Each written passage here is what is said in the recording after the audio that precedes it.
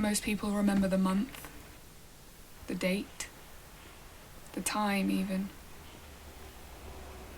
I don't even remember his face. I think I just tried so hard to block it out, pretend it never really happened. Piccadilly line between Hammersmith and Acton Town, travelling back home to Boston Manor.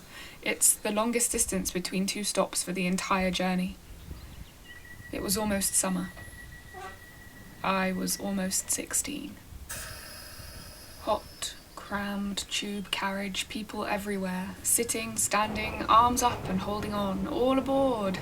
Armpits in faces and handbags tucked into stomachs, faces of people that I don't remember, bursting full of bodies, and me, jammed in the corner by the door. I didn't even realise he was doing it at first. I was wearing jeans, I remember that. I am so damn glad I was wearing jeans.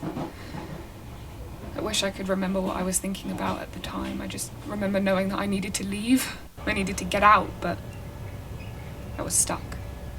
My heart had dropped to the bottom of my stomach, but I could also feel it right at the back of my mouth, like if I opened my mouth to say anything, it would just fall out and land on the floor in front of me. The train had stopped at a red signal, but everything in the carriage sped up. It was getting faster and faster, as if it was on a loop, and I was just stuck there for what felt like hours. I wish with every bone in my body that I had said something. I wish that I had screamed at the top of my lungs, but they were filled with boiling blood that would have seeped through my lips if I'd tried. I wish I had managed to move in that swarming train carriage and slap that man in his grotesque face. I wish I could punch him and kick him and make him feel the terror and infuriation that I felt in that moment, and the same terror and infuriation that I feel when I get onto public transport to this day. Among the ordinary faces bustling around this train carriage is a fat, grey-haired man in a suit.